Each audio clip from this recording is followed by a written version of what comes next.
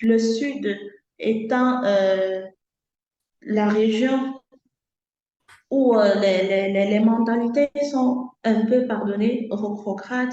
Les gens sont beaucoup plus dans de, C'est un de la santé traditionnel. archaïque, lui concrètement traditionnel. Donc, nous, le CHR, on avait besoin d'innover un peu.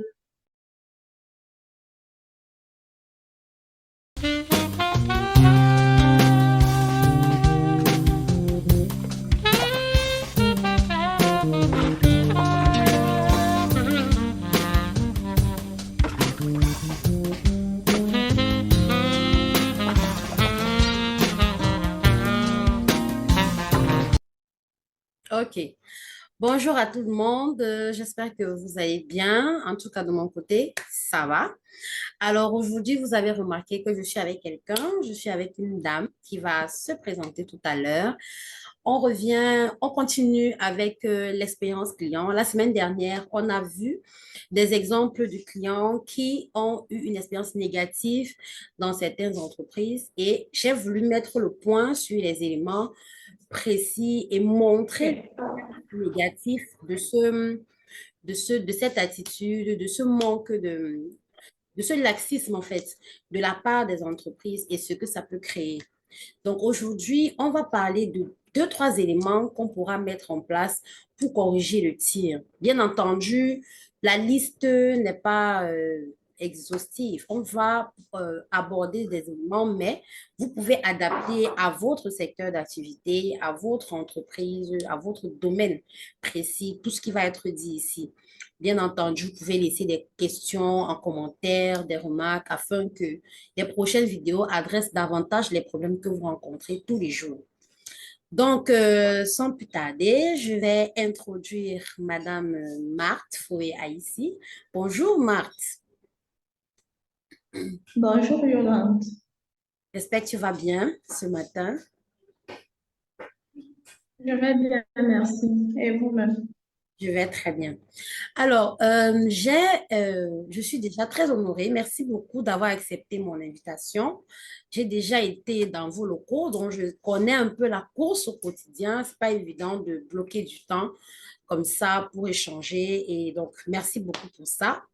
Et merci également d'accepter de partager ton expérience et tes astuces avec les personnes qui me suivent.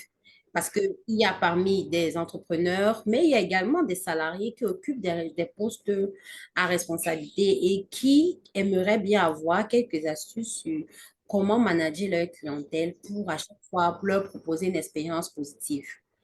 Voilà, donc je vais te laisser te présenter d'abord. Vas-y. Ok, merci Yolande de déjà m'avoir passé la parole. Merci pour l'invitation. Alors, je suis Foué Aïssi Marté-Juni. Je suis responsable marketing au Centre hospitalier régional des Boulouvats, en abrégé CHRE. Donc, voilà, Alors, euh, je suis actuellement en poste, donc c'est pour ça qu'il y a un peu des interférences parce que ici, le site est construit dans un endroit où on ne capte pas très bien le signal, donc vous allez faire avec. non, non, il n'y a pas de souci, on va se débrouiller. Alors, quand on a échangé, quand on s'est rencontrés, tu m'as dit que tu as fait dans le marketing hospitalier. Mhm. Donc, je voulais déjà que tu me dises Oui. qu'est-ce qui t'a poussé à choisir cette filière-là? Parce que déjà, personnellement, je n'avais pas l'information sur cette rubrique précise-là. Donc, je suppose d'autres personnes D'accord, Yolande, très bien. ont besoin de le savoir.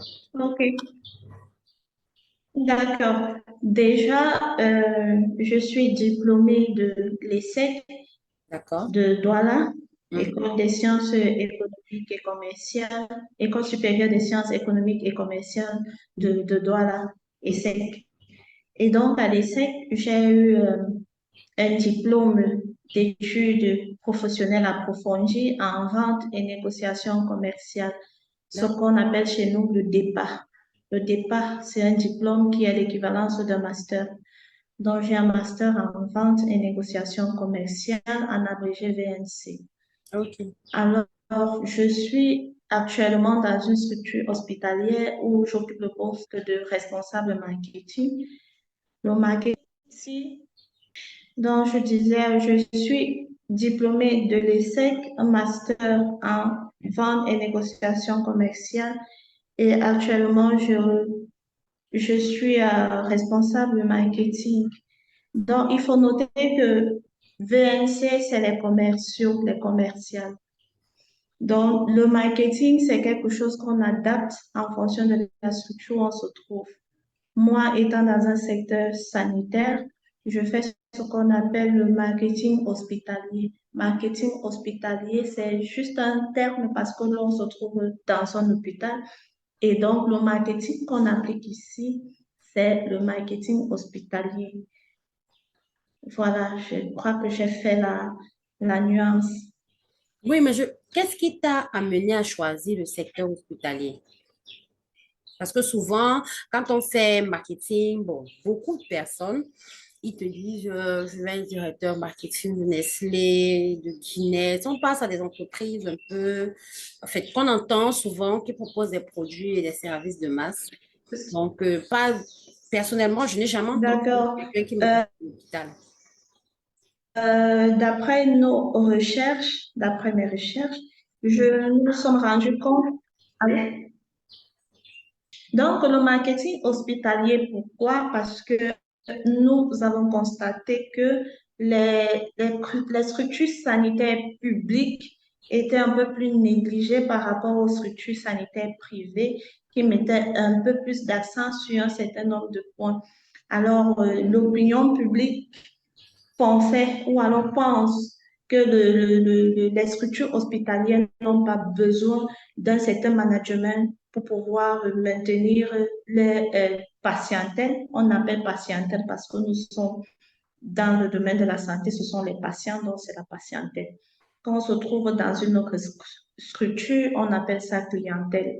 OK. Donc ici, nous avons jugé que pour que les hôpitaux publics aussi soient attrayants et qu'ils puissent avoir un certain nom ou une certaine renommée, ils avaient besoin du marketing. Le marketing, pourquoi? Pour donner une visibilité aux activités, aux prestations des médecins au plateau technique même de la structure. Il faudrait que les gens soient capables de savoir que ici, il se trouve telle chose, là-bas, on ne retrouve pas. Donc, voilà ce que nous, on a mis en place comme marketing hospitalier. Marketing hospitalier pour donner une visibilité, une lisibilité aussi aux différentes activités des structures sanitaires publiques du Cameroun. Donc voilà un peu la donne. OK. En fait, donc, pour résumer un peu, pour ceux qui suivent, c'est, c'était vraiment pour apporter un plus aux structures publiques, sachant qu'en général, dans la pensée populaire, bon, le public, c'est pas toujours ça, on traite pas bien les gens, on s'en fout un peu des clients ou des patients, ainsi de suite. Donc, tu as voulu apporter ta pierre pour ce côté-là et dans la formation, on proposait justement des éléments précis pour le secteur hospitalier pour relever un peu ces aspects-là dans le public. D'accord. OK. Est-ce que tu peux Oui. nous donner deux ou trois éléments sur lesquels on peut s'appuyer pour faire en sorte que les clients ou les patients, peut-être dans ton cas, aient une expérience positive? Parce que j'imagine bien, comme on a dit d'entrée de jeu, les préjugés par rapport au secteur public sont légion et tout ce que, ça dit même en arrivant, quel que soit ce que tu peux mettre en place, les gens ont toujours ces appréhensions et ça peut te ralentir dans ton travail. Maintenant, qu'est-ce que toi tu mets en place pour que vraiment que ce soit agréable pour les personnes qui viennent et vraiment qu'ils aient envie de revenir? D'accord. Alors, je vais commencer par dire que ici, je prends l'exemple du CHRE, établissement dans lequel j'exerce actuellement. Il est nouveau. Donc, nous avons jugé que pour nous faire un nom dans la région du Sud, nous avons besoin d'une marketiste. Et le marketing, c'était pour donner un nom à l'hôpital, pour qu'il se fasse connaître.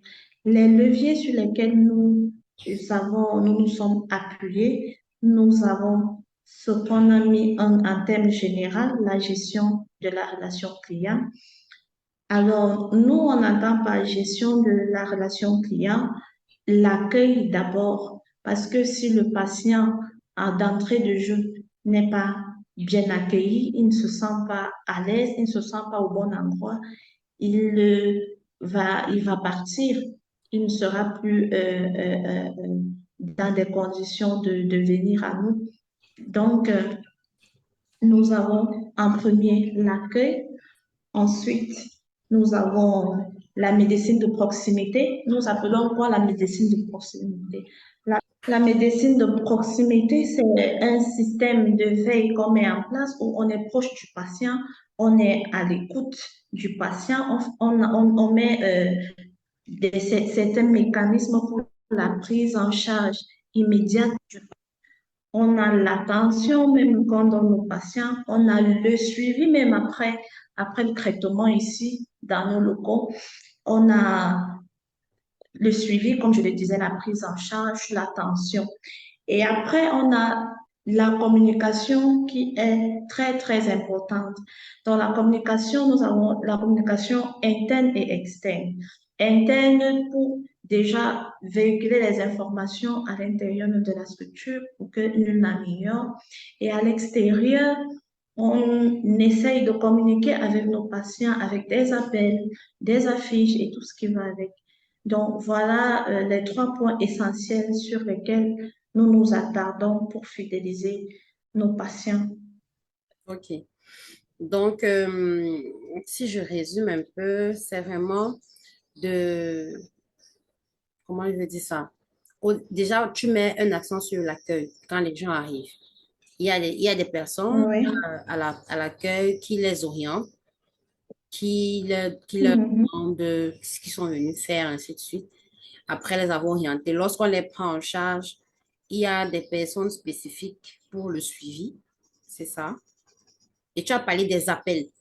Donc, par exemple, est-ce que Oui, oui. appel dans quel sens? Si, par exemple, un client a fait, je sais pas moi, une radio ou quoi, et il a rendez-vous avec le médecin, est-ce que l'hôpital l'appelle pour lui rappeler son rendez-vous? C'est effectivement ça. C'est effectivement ça lorsque je parle de médecine de proximité. Ça veut dire que déjà, nous avons le fichier téléphonique des patients enregistrés en fonction des besoins, en fonction des rendez-vous.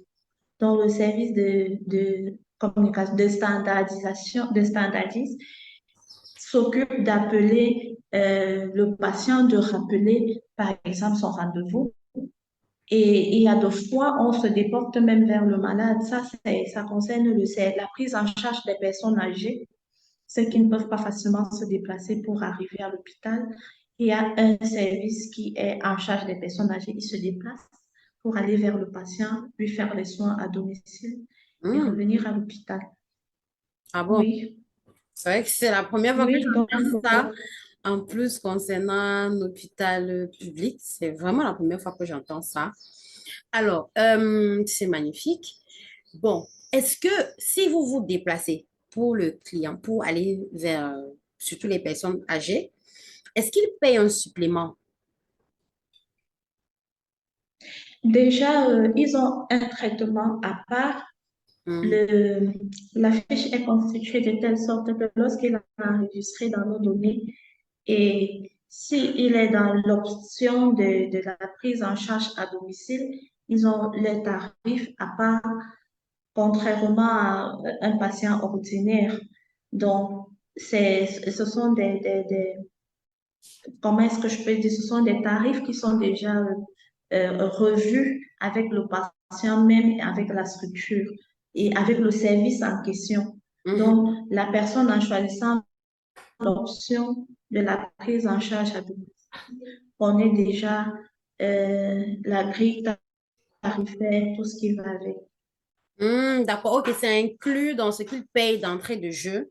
sachant que lui ne peut pas vraiment se déplacer, il a une mobilité réduite. Voilà, Ah, d'accord. OK, OK. Donc, mais ce n'est pas juste voilà. pour ces patients-là qu'on fait des rappels téléphoniques, je suppose. On fait des rappels téléphoniques pour tout le monde.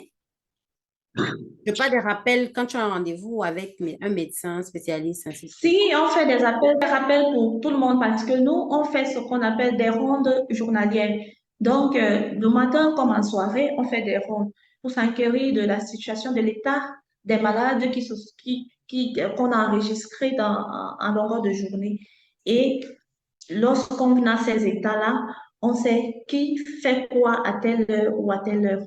Ça fait qu'on a le temps d'appeler, de rappeler ou de, voilà.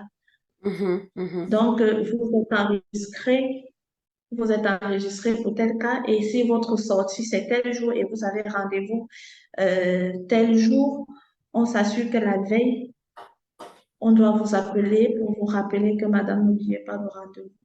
En fait, on met en place cette politique parce que le Sud étant la région où les mentalités sont un peu pardonnées, rétrogrades, les gens sont beaucoup plus dans de, C'est un traitement la traditionnel. santé archaïque, lui au traitement traditionnel. Donc, nous, le CHR, on avait besoin d'innover un peu, de donner cette garantie ou alors cette sécurité à la population que l'hôpital public n'est pas toujours la négligence, c'est pas toujours la lassitude. OK, OK. Qu'ici, ils peuvent trouver des soins de qualité. Voilà. Mhm. Je comprends un peu. Ça veut dire que euh, comme c'est une zone un peu reculée, les gens ont tendance à se traiter vraiment de façon traditionnelle avec les plantes comme on connaît chez nous en Afrique. Maintenant, il fallait trouver une formule pour les mettre en confiance, qu'ils aient envie de venir à l'hôpital, qu'ils aient envie de se faire suivre avec d'autres formules et que ce soit régulier. Donc, c'est la raison pour laquelle l'hôpital a mis en place des formules pour les inciter à revenir, les relancer, les rappeler, ainsi de suite. C'est bien ça. Madame Yolande, si vous me permettez, Bien sûr. aussi, on s'est toujours dit que les cliniques privées, ce sont des cliniques qui sont propres, c'est de l'attention, des signes de proximité, comme je disais. Et pourtant, c'est vrai, les hôpitaux publics, c'est ça, c'est le photo, c'est sale, c'est négligé. Donc, les gens ont tendance à aller vers le beau. C'est d'abord le visuel. Donc, nous également, on met l'accent sur la propriété. Je pense que vous avez eu le temps de venir à nous et de Mhm. voir comment est-ce qu'on met l'accent sur la propriété. Ouais. Nos bâtiments sont toujours propres. Ici, nous avons un système de jeudi propre où tous les jeudis, jusqu'au directeur, il nettoie son bureau. Donc, ce qui fait que on met en veille le système de propriété parce que si l'infrastructure n'est pas beau, si c'est pas propre, si c'est pas attirant, attrayant, personne ne va venir. Si en arrivant là au portail, on trouve le bac à ordures plein avec les seringues, les piqûres et tout ça devant la porte, ça ne va attirer personne. Or, quand c'est beau, quand c'est propre, ça donne envie d'y aller. Donc, c'est pourquoi nous avons mis en place le marketing hospitalier au niveau du secteur public pour donner cette clarté qui manque aux hôpitaux publics et dont disposent les hôpitaux, les cliniques privées, que les hôpitaux publics peuvent aussi donner cet effort-là d'entretenir le bâtiment que le patient c'est d'abord le visuel. Lorsqu'il voit, il guérit déjà psychologiquement. Mhm. Donc voilà pourquoi et que nous avons décidé d'avoir un service marketing ici. C'est que D'accord. le marketing, c'est la vente, c'est le commerce. Et il y a plusieurs façons de vendre. Mhm. Mhm. C'est clair. Voilà. Donc, je comprends que l'hôpital régional d'Ebolo met l'accent déjà sur l'accueil, met l'accent également sur la prise en charge personnalisée, c'est-à-dire que adapte en fonction de la situation des malades une formule précise. Une personne comme moi va venir régulièrement à l'hôpital, mais une personne peut-être comme ma maman qui est retraitée pourra bénéficier d'un service à domicile où on va toujours lui accorder la même attention qu'à moi qui viens parce qu'on pourra toujours la relancer lorsqu'elle a un rendez-vous, lorsqu'elle a des examens à faire, ainsi de suite. Et l'autre aspect, c'est vraiment l'aspect visuel, de mettre un accent sur la Mhm. propreté pour que, voilà, qu'on arrête un peu de stigmatiser tout ce qui est public et que les gens se disent, OK, tellement c'est limpide, tellement c'est propre, parce que justement, la santé, ça commence dans la tête. Quand quelqu'un se retrouve dans un univers qui est impeccable, il y a très peu d'interférences dans son cerveau. Donc, tout de suite, lui-même, il est obligé de penser à la guérison. D'accord. Merci beaucoup pour Ouais, effectivement. cet élément-là. Euh, c'est vrai qu'on a peint ici là un tableau, mais magnifique de chez Magnifique. Mais après, c'est pas toujours rose. C'est pas parce qu'on a mis en place tous ces aspects que tout se passe toujours très bien tous les jours. Je suppose qu'il y a déjà Je eu suis d'accord. des incidents parce que après, manager une équipe comme ça, c'est pas évident. Et l'hôpital, il est grand. J'ai eu l'occasion de le visiter. Je me suis perdue le premier jour. Il m'a fallu un peu plus de temps pour me retrouver parce que c'est, d'après ce que le directeur nous a dit, c'est construit vraiment sur des standards assez internationaux au niveau de l'édifice même, au niveau des technologies utilisées. Il y a beaucoup de choses qu'il n'y a pas encore dans d'autres hôpitaux publics. Malgré tout ça, ce dispositif, Mhm. ce personnel et tout ça, il y a, je suppose, eu des incidents malgré tout, parce on ne peut pas faire du 100% tous les jours. Il y a des jours où c'est un peu down, deux, trois éléments qui n'ont pas été au point et qui créent forcément des frustrations chez la patientèle.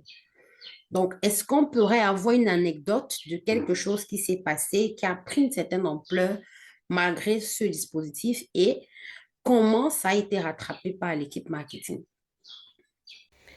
Hello, moi c'est Yolande. Je suis professionnelle du marketing, ça fait déjà 10 ans. Alors, si tu es en train de regarder cette vidéo, ça veut dire que tu es manager ou alors tu es un entrepreneur ou encore tu es responsable commercial ou marketing dans une entreprise et tu veux passer à l'étape supérieure parce que c'est de ça qu'il s'agit. J'accompagne les différentes personnes qui sont intéressées à passer à l'étape supérieure. Tu as probablement des clients et tu veux comprendre quelle stratégie pourrait être adaptée pour les entretenir ou encore tu cherches à acquérir des clients et tu veux savoir quel levier tu peux actionner pour pouvoir les atteindre. Tu es au bon endroit. Ne manque pas de mettre un like, de partager avec ceux que ça peut également aider, mais surtout de t'abonner. Si tu as besoin de moi, d'une explication, d'une question ou de mes services, n'hésite pas à m'écrire à l'adresse mademoisellemarketing20@gmail.com ou alors laisse-moi un message en inbox et je te répondrai le plus tôt possible. Continue et tu me dis en commentaire ce que tu as pensé de cette vidéo. Une fois, on avait une chirurgie dont un élève, il avait eu à bagarrer avec son camarade et son camarade a eu à le déchirer, à perforer son ventre avec une lame blanche, dans les lames de rasoir, là. Wow. Et la lame de rasoir a eu à entrer, à se retrouver à l'intérieur du ventre. Et il fallait immédiatement opérer le petit garçon pour le sauver. Chose faite, il est arrivé très rapidement avec l'équipe de l'administration de son établissement. Ils sont arrivés ici, on a fait l'opération, tout s'est bien passé et le petit garçon, il est rentré chez lui. Et quand il est rentré chez lui, tellement il était bien, il ne sentait plus la douleur. Je suppose que ce sont ses parents. Ils ont oublié de revenir faire le contrôle à la date indiquée. Et la plaie s'est infectée. Et quand la plaie s'est infectée, eux, ils ne savaient pas parce que l'enfant ne sentait pas encore le mal, mais à l'intérieur, comme c'était le ventre est un peu plus délicat, donc moindre petite tache, c'est grave. Donc, ils sont revenus à l'hôpital 2 jours plus tard. La blessure était déjà grave infectée. Et quand ils arrivent, on essaye de rouvrir la blessure. Ça faisait non seulement un double mal à l'enfant, mais ça faisait des soins supplémentaires qu'il fallait encore accorder à ce garçon. Il a même fallu qu'on ouvre encore la blessure et bref, des thèmes médicaux là-bas. Alors, avec de fortes chances vraiment que cet enfant aujourd'hui a survécu parce que on ne savait même pas qu'il allait vivre. On ne pouvait pas opérer pour une deuxième fois le ventre parce que c'est très délicat. Donc, nous nous sommes mis face à cette situation avec l'administration. On a dit, bah, tiens, si le parent n'a pas toujours le temps de penser à ce il faut honorer le rendez-vous parce qu'une fois pour eux, c'est que lorsqu'il est sur pied, il est bien, il se dit que le rendez-vous, c'est pour le médecin là-bas. Or, c'est pour sa santé lui-même. Il faut qu'on contrôle comment est-ce que ça évolue, est-ce qu'il va bien allons jusqu'à une certaine période bien définie. Donc, ils sont allés rester chez eux pensant que l'enfant allait bien. Et pourtant, à l'intérieur, la blessure n'était pas encore cicatrisée, mais superficiellement, on pouvait voir que c'est cicatrisé. Donc, il fallait un suivi que le médecin avait prescrit. C'est donc dans cette logique qu'on a instauré la médecine de proximité dont je vous parlais tout à l'heure. Parce qu'il y a eu plusieurs cas comme ça. Et quand le cas survient, le parent ne voit pas sa faute. La faute revient automatiquement à la structure hospitalière. Genre, ils n'ont pas bien opéré, ils n'ont pas fait ceci, sûrement ils ont laissé ceci dans le bas. Or, vous n'avez pas respecté les prescriptions médicales donné par le médecin. Donc, c'est pourquoi on veille à ce que lorsqu'il y a eu des interventions qui sont vraiment graves, je parle de chirurgie, je parle je ne sais pas trop quoi, si le médecin donne un rendez-vous, il faudrait honorer à ces différentes étapes. Et nous, on prend donc en charge maintenant de rappeler parce que cette histoire a failli nous mener jusqu'à à la justice, que c'est une question de négligence, sûrement on a mal opéré l'enfant, on n'a pas ceci. Pourtant, c'était juste question de négligence. Mhm. Négligence, vous n'avez pas honoré au rendez-vous pour qu'on regarde l'évolution de la blessure à l'intérieur du ventre. Eh bien, Donc, voilà une petite anecdote. ok. Je ne vais pas aussi nier qu'il y a aussi peut-être des négligences qui surviennent de notre côté, de la part des médecins, peut-être parce qu'il a beaucoup de patients et peut-être qu'il oublie souvent Relancer. de, de relancer. Mais à ce niveau, si le médecin ne parvient pas, on a un service de relais qui est de l'administration. Et quand on parle de l'administration, on a la standardiste qui est là, qui est en obligation d'appeler. Ça fait partie de ses tâches. Ok. Hormis les appels qu'elle reçoit, elle Mhm. a l'obligation de relancer le patient pour rappeler telle, telle information. Mhm. Mhm. Ok, donc c'est avec des cas extrêmes comme ça qu'à chaque fois, on trouve des formules pour ajuster le service qui est déjà rendu et limiter les, les, les choses graves, quoi, si je comprends bien. Donc, puisque cette situation-là a permis qu'on mette en place le service personnalisé à domicile et ça a permis également qu'on mette un peu plus d'accent sur le relais des médecins, si je comprends bien.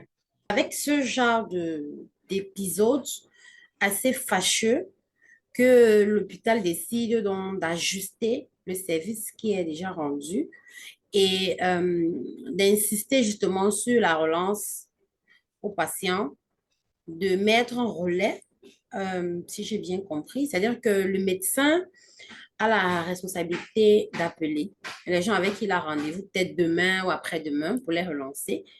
Mais à côté de ça, la dame de l'accueil également a la liste de tous les médecins et elle a la responsabilité d'appeler également, c'est-à-dire pour que si le médecin est saturé, ce qui peut arriver parce qu'après, son rôle principal, c'est soigner, c'est pas appeler.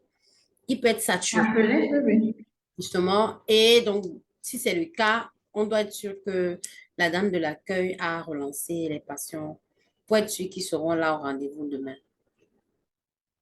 Effectivement, c'est ça. D'accord. Voilà.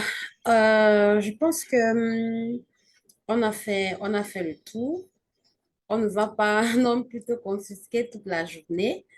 C'était très agréable. Tu reviendras probablement pour d'autres thématiques.